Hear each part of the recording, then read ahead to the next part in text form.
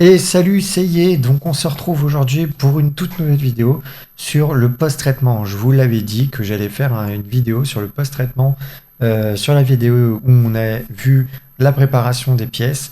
Donc ça y est, elle est là. J'ai fait une vidéo donc du coup dans ma pièce, dans mon garage, qui me sert donc de pièce de ponçage. Où j'ai mes imprimantes donc résine puisque c'est un petit peu toxique, donc comme je vais avoir une fille, je les ai mis au sous-sol, comme ça dérange personne. Donc du coup on va passer tout de suite sur la vidéo. Alors comme vous le voyez là, on voit donc du coup mon imprimante. Je vais aller dévisser mon plateau. Pardon, je vais dévisser mon plateau pour pouvoir le sortir. J'y vais doucement parce que l'épée est vachement longue. Je l'incline un petit peu pour que, comme vous voyez, la résine s'écoule gentiment et que j'ai pas trop de pertes. Je vais venir poser donc mon plateau sur mon bureau. Voilà, comme ceci. Je vais venir prendre ma spatule, donc une spatule tout à fait normale. Là, elle n'est pas en plastique, hein, c'est une spatule ferraille. Je vais venir la glisser dessous. Je vais donc la glisser dessous les inclinaisons que je vous ai montrées sur la vidéo précédente. Vous voyez que je force un petit peu puisque la caméra se met à trembler de part en part. Mais je ne force pas vraiment beaucoup. Faites attention à bien mettre votre main derrière pour bien récupérer l'impression. Ça serait dommage de l'abîmer en fin d'impression. Là, votre plateau, vous le remettez droit tout de suite, comme ça la résine s'arrête de s'écouler. Vous voyez, il y en a un petit peu sur la table. C'est pas très grave, un petit coup avec de l'isopropanol juste derrière, ça va passer. Donc là, je me prends un petit bout de sopalin. Je vais sortir le bidon d'isopropanol. Je vais vous le montrer à l'écran pour que vous puissiez voir. Voilà, donc là vous voyez que c'est bien de l'isopropanol. C'est très bien, mais l'éthanol est moins cher. L'éthanol, le bioéthanol qu'on trouve chez Action est moins cher. Donc bref, vous voyez là, je viens bien essuyer mon plateau pour enlever la résine avec l'isopropanol, en sachant que l'isopropanol va faire une accroche sur mon plateau. Vous pouvez très bien essuyer votre résine sans, euh, sans isopropanol, juste avec un morceau de sopalin, mais il faudra quand même passer un sopalin avec de l'isopropanol dessus pour faire une accroche. Donc là, du coup, vous voyez sur la vidéo que je replace mon plateau tout de suite après l'avoir nettoyé. Comme ça, on s'embête pas, on remet pas de poussière dessus, l'imprimante ne reste pas ouverte, en sachant qu'on va laisser la résine dans le bac. Je viens passer un petit coup autour du plateau pour enlever la poussière et tout ce qui aurait pu se mettre, et je vais refermer mon imprimante tout de suite. Comme ça, pas de poussière et elle est prête à faire feu immédiatement. Je vais refermer mon bidon d'isopropanol sans échapper le bouchon, bien sûr, et je vais le remettre par terre. Je nettoie tout de suite donc mon outil. Comme ça, je la laisse devant. Elle est rangée. Elle ne m'embête plus. Là, on passe sur la pièce. Donc, je vous montre la pièce telle qu'elle, donc sortie de l'imprimante. Elle n'a pas été lavée. Elle est vraiment telle qu'elle. Là, je l'ai décrochée, je l'ai posée, point. Donc là, vous la voyez encore avec la résine et tout. Les supports n'ont pas été défaits. Elle n'a pas été nettoyée, donc il y a encore beaucoup de résine dessus. Là, comme vous pouvez le voir, je l'ai mise donc dans un bac. Je me suis acheté un bac de champagne, tout simplement sur Amazon. Je ne sais plus combien il m'avait coûté, je crois à 20 euros, quelque chose comme ça. Et je me suis acheté aussi une espèce de... Je sais pas, ce que vous voyez dépasser là sur le côté, je ne saurais pas vous l'expliquer. C'est une espèce de barre de fer qui est en spirale et en fait c'est fait pour chauffer l'eau. Et je m'en sers donc pour chauffer l'eau qu'il y a à l'intérieur de mon bac de champagne. Je vais, en fait, si vous voulez, l'eau chaude va ramollir la résine. Donc là, les supports, puisque ça sera les supports qui seront les plus fins, ça sera donc pour ramollir la résine, pour éviter au maximum qu'en les enlevant, on va... c'est pour éviter qu'en les enlevant, on arrache des morceaux sur la figurine et qu'on enlève du détail. Donc là, je vais la laisser tremper quelques minutes, quelques secondes. Tout dépend de la température de l'eau. Faites attention avec la température de l'eau quand vous baignez vos figurines ou ce que vous êtes en train d'imprimer. S'il y a des parties trop fines, ne les laissez surtout pas trop longtemps dans l'eau, ça va les déformer tout de suite. J'ai eu un problème sur un bâton, je crois, sur une toute petite figurine. En fait, j'avais le bâton qui était assez fin et il y a eu de la déformation sur ce bâton que je n'ai pas pu rattraper du coup, puisque quand la résine a resséché, c'est resté comme ça. Donc des fois, c'est pas très grave. Si on fait pas attention, ça peut devenir tout de suite problématique. Tout du moins, comme vous voyez à l'écran, je suis en train d'enlever les supports gentiment, petit à petit, dans l'eau directement. Je laisse pas mes mains 15 ans dedans parce que l'eau est chaude. Donc je fais très attention quand même. Je vais tourner la figurine. Je vais tâter un petit peu les supports pour voir. Vous voyez que là, je ne force absolument pas sur les supports. Là, vous voyez, il y en a qui me résistent, mais j'arrive à en enlever avec mon pouce à côté, donc je pousse sur eux. Ceux qui me résistent, je les laisse. J'irai retremper ma pièce juste après. Vous voyez, là, je les ai pris à pleine main, j'ai juste tiré tout doucement. Vraiment, alors oui, c'est de l'arrachage, mais comme ils sont mous, les supports sont devenus souples, ça ne fait pas de traces. Ça ne fait pas de crevasse plutôt, pardon. Puisque forcément, vous allez toujours avoir une toute petite trace que le support était là, qui sera enlevée au ponçage. Mais ça, vous verrez plus tard dans la vidéo, je vous le montre la pièce correctement et vous verrez qu'il y a très peu de traces en sachant que j'utilise des supports moyens.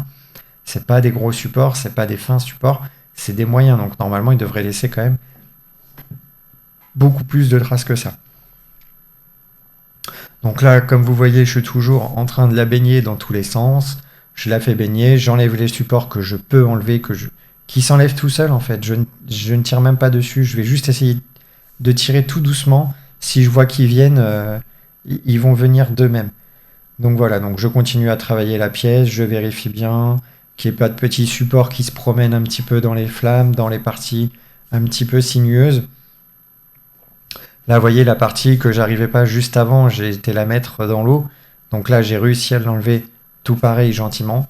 Donc je trempe en même temps l'autre partie, puisque du coup, il y a l'autre partie qui trempe. Hein. Mon bac, malgré qu'il soit grand, là, le balrog ne tient pas entièrement dedans. Il faudrait que je remplisse le bac entièrement d'eau. Je ne vois pas l'utilité, autant faire plusieurs allers-retours. Ça me permet de gérer un petit peu ce que je fais et de laisser les parties à l'air libre. Donc là, j'enlève le socle. J'enlève les supports du socle. Donc là, je peux y aller franco, hein, parce que c'est une partie que je pourrais poncer qui n'a pas de détails. Donc là, j'y vais franco, malgré qu'ils sont quand même passés dans l'eau pour éviter le post-traitement, donc le ponçage qui viendra après. Puisque la partie ponçage, on le sait tous, hein, c'est pas la partie la meilleure de l'impression 3D. Donc c'est même une partie qui m'embête d'ailleurs. Si elle pouvait ne pas exister, ça m'arrangerait, mais malheureusement, on n'a pas le choix. Il faut quand même poncer un minimum les pièces. Donc là, je viens vraiment finir et voir s'il reste des petits supports. Donc là, j'enlève, il en restait dans la bouche. Il y en a un qui a volé d'ailleurs. Voilà, donc je fais le tour, hein, je continue à regarder. Vaut mieux enlever le maximum de support le temps qu'on travaille avec l'eau chaude que après, une fois qu'on a passé la figurine dans l'isopropanol, dans la watch and cure, une fois qu'on l'a passé à l'UV et tout, la résine aura resséché, ça va laisser plus de traces. Donc là, comme vous voyez, il n'y a plus de support et la figurine est encore plein de résine, puisque l'eau n'enlève pas la résine. Sinon, on laverait à l'eau. Mais du coup, vous voyez bien que là, il n'y a pas beaucoup de traces. Donc là, je vais vous montrer rapidement ce que je fais de mes supports. Parce que vous allez me dire, mais oui, mais ok, mais qu'est-ce que tu fais de tes supports? Eh bien, mes supports, j'ai une caisse. J'ai acheté une grosse caisse, pareil, chez Action, qui m'a rien coûté. Je mets mes supports dedans. Donc là, vous voyez, il y a tout dedans. Hein. Il y a du papier, il y a du plastique et tout. Puisque une fois que ma caisse est pleine, je vais la mettre en plein soleil pendant une journée entière. et je vais pouvoir la mettre en sac plastique pour pouvoir aller la faire recycler en déchetterie. Là, on passe du coup sur le post-traitement, donc la wash and cure. La wash and cure, c'est ce que vous voyez là à l'écran. Donc en gros, c'est lavage et la cure d'UV. Donc là, je vais venir mettre ma figurine dedans. Comme la figurine est très grande, c'est le plus grand modèle qui existe, je crois. Anycubic en ont sorti une nouvelle. Il faudrait que je regarde les dimensions, si elle est plus grande ou pas. Il me semble pas. Mais en gros, c'est la plus grande que j'ai trouvée pour le moment. Donc, je viens mettre ma figurine dedans tant bien que mal. J'ai l'épée qui ressort. Je la tournerai en cours de lavage, que ça lave bien les deux parties. Donc, une fois que c'est fini, je vais déchirer et prendre un petit peu de sopalin. Je vais prendre en tout 2 feuilles. 2 feuilles, 4 feuilles, qu'est-ce que je veux dire? 2 feuilles et 2 feuilles. Je vais prendre donc 2 feuilles que je vais poser sur mon bureau, où je vais venir mettre la figurine dessus, comme je suis en train de le faire en ce moment. Et une fois que j'aurai fait ça, je vais prendre donc le sopalin et je vais tamponner un petit peu la figurine. Là, vous voyez, j'y vais doucement parce qu'en fait, avec les trous des vents, vous voyez bien sur la vidéo, c'est en train de couler. Donc du coup, pour pas en mettre partout, je fais bien attention à ce que je fais. Alors, vous voyez bien que là, j'ai plus de gants. Oui, j'ai plus de gants. Je suis plus en train de manipuler de la résine, c'est l'isopropanol. Il y a de la résine dans l'isopropanol, mais ça craint rien, elle a été neutralisée par l'isopropanol. Donc du coup, là, j'ai pu enlever mes gants. Après, libre à vous de garder vos gants, il n'y a pas de problème. Donc là, comme je vous le disais, je vais vous la montrer à l'écran et après, j'irai la poser. Donc là, vous voyez bien que, regardez bien, mettez pause, cherchez les traces de support si vous voulez. Vous verrez bien qu'il n'y en a pas ou quasiment pas. Là, j'en vois un sur la main, mais un petit coup de ponçage et ça ira bien.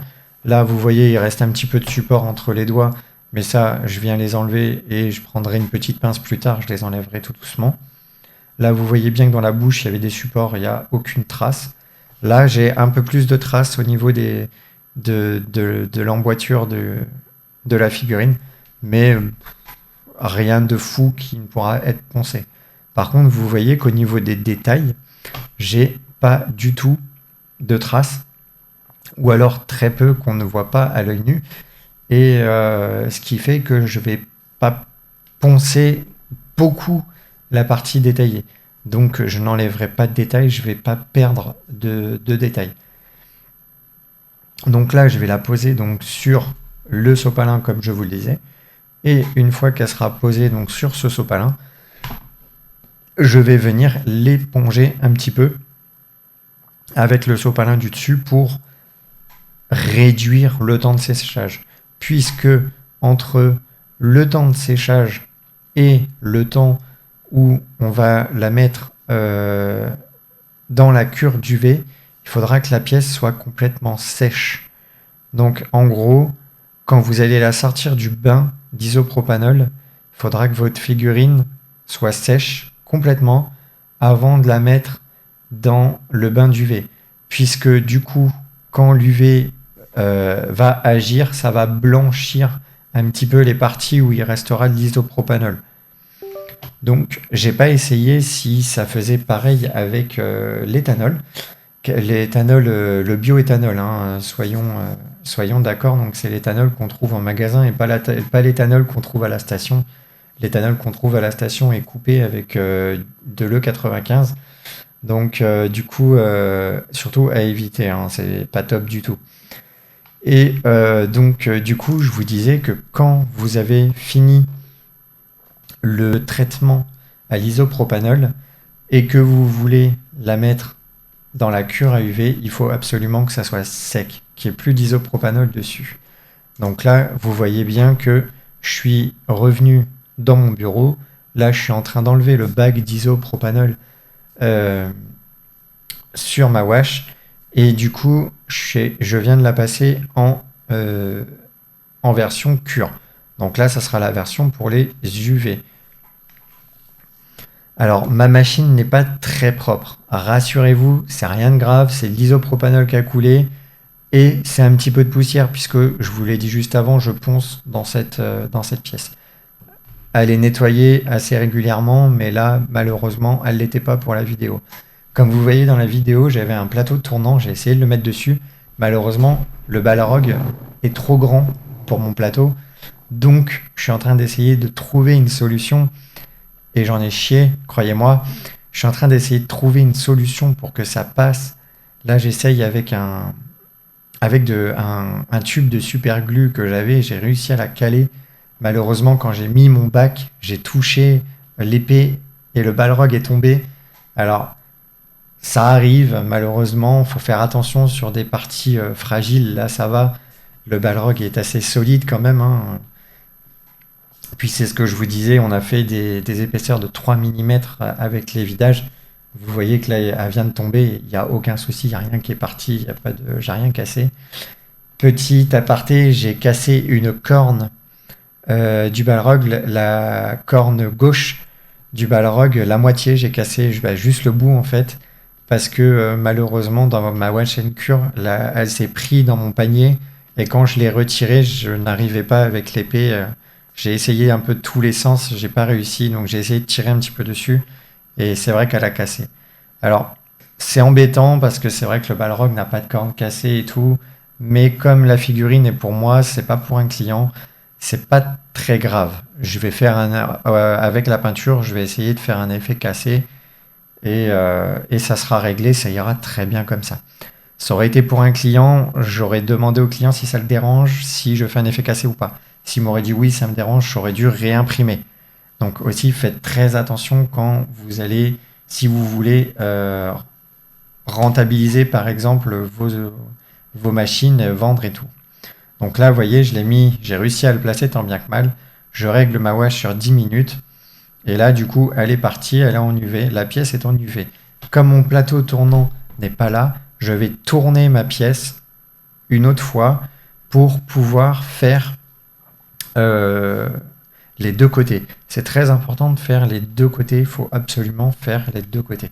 Pourquoi? Parce que il ne faut plus qu'il y ait de résine liquide sur votre objet. Comme je vous l'ai dit, le lavage est important, mais l'UV l'est aussi. Donc voilà. Donc la première partie du post-traitement est terminée.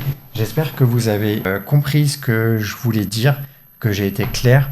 Si jamais il y a eu des choses que vous n'avez pas compris, que vous vouliez discuter avec moi ou quoi que ce soit, n'hésitez pas à me laisser un commentaire. Il n'y a pas de problème. J'essaierai de regarder. Alors je vous dis peut-être pas tous les jours parce que je travaille à côté et tout. Mais je pourrais regarder de temps en temps quand j'ai le temps. J'essaierai de vous répondre un maximum. Donc voilà, cette vidéo est terminée. J'espère que si ça vous a plu, vous pourriez vous abonner. Ça me ferait super plaisir.